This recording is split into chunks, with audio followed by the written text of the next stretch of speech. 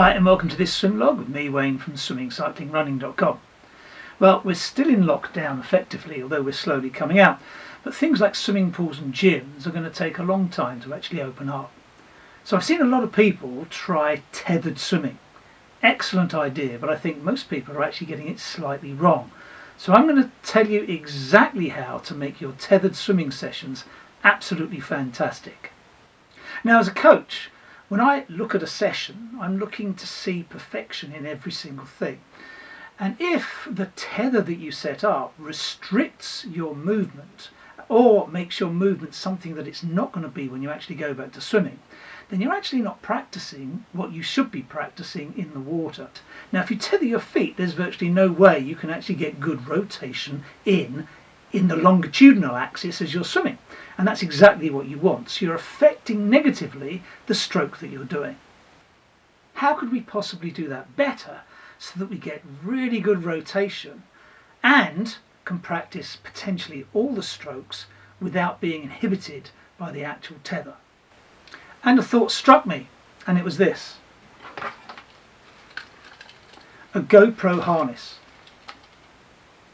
Absolutely perfect for tethering you to a tether and swimming against it, because it would allow complete rotation as the actual pulley comes on your shoulders and not on your waist or your feet. You know, feet are the worst. With the waist, it's just really uncomfortable, and because you're being pulled back by the waist, it restricts your rotation. Being pulled back by the shoulders doesn't restrict anything at all. Now, I know what you're thinking. You're thinking, well, a GoPro mount is actually on the front of your body. That's there. How can that possibly help you swimming? Well, obviously backstroke, that's fine. But for any other stroke, that's the wrong way round. Well, of course it is. So we actually just put it on back to front. So this becomes on your back, and what I've done is I've attached two key ring holders onto that I can clip on my tether, and that it sits in the middle of my back, and the thing that pulls are the shoulder straps and not the waist. And that makes a massive difference to how tethered swimming sessions can actually run. Now again, I know what you're thinking. You're thinking, GoPro harness, that's pretty expensive. It is.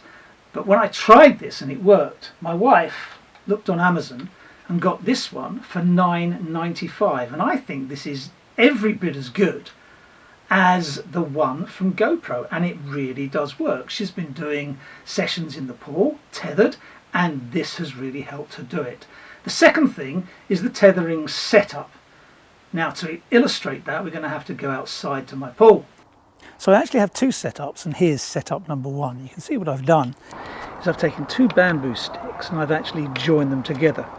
This particular one is joined together using hose clips and one ring for a key ring, and I put that in three separate places to get three different heights that I can potentially put my tether to. The tether itself, one end is a carabiner clip that is secured using a Velcro fastener. That carabiner clip simply clips on the GoPro harness. The other end is a hook that I can put into the various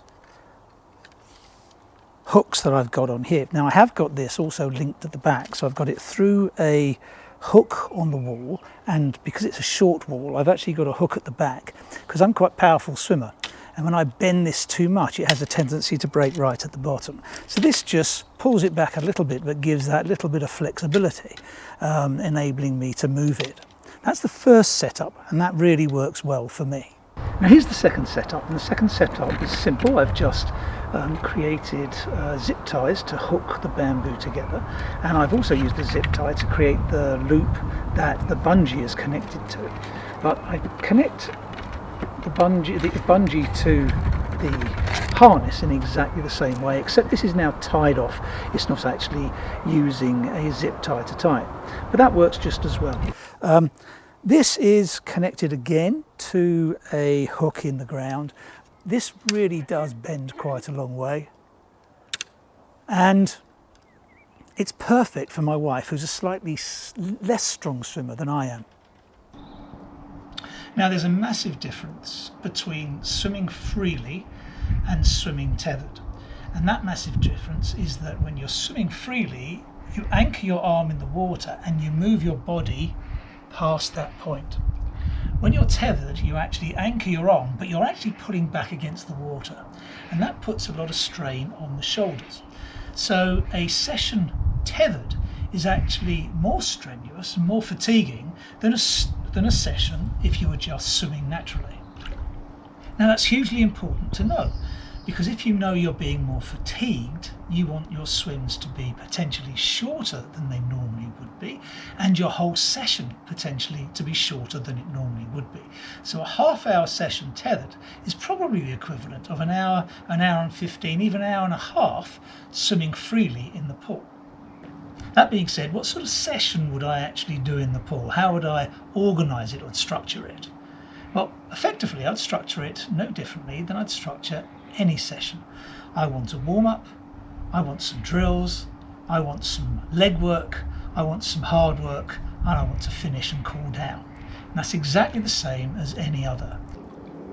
And because of that, I use exactly the same tools that I would if I were going to the pool. And the only thing I don't use are paddles. Because if you're really pulling back against the water as opposed to anchoring your hand and moving past that point, you actually have a greater chance of exacerbating shoulder injury or causing a shoulder injury. Now we don't want injuries, we want training. So my suggestion, unless you're a really big shouldered sprinter, leave out the paddles completely. Okay, so now we're up at the tether end of the pool, and this is where I would keep all my pool toys that I'm going to use during the session. I normally put at the end a float, both for kicking and for doing drills. Fins for kicking and doing drills. Now these are pretty good because they actually float, they're lighter than water. And I have a front-facing snorkel. Front-facing snorkel, great, because when you turn your head to breathe and you're static, that trough that you normally breathe in isn't there. So you actually have to over-rotate to a certain extent to actually get a breath. Okay, so it's time to get tethered up in the pool and show you what a session might look like.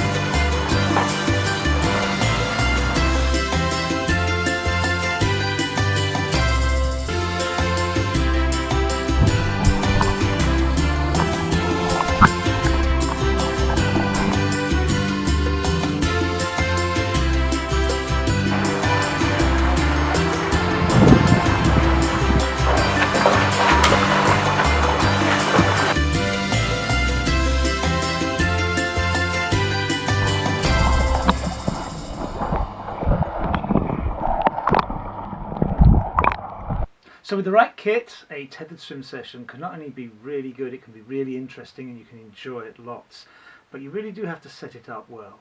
And just that GoPro harness or Amazon equivalent really makes a difference into how much you enjoy that session. Okay, so that's all for today. Hopefully you've enjoyed that and it's been useful to you. If you have, remember to subscribe and hit that notification bell. Also, if you've liked it, give us a thumbs up. See you soon. Keep well. We're starting to just break that lockdown slowly but surely, so hopefully we'll be back actually swimming in swimming pools fairly soon.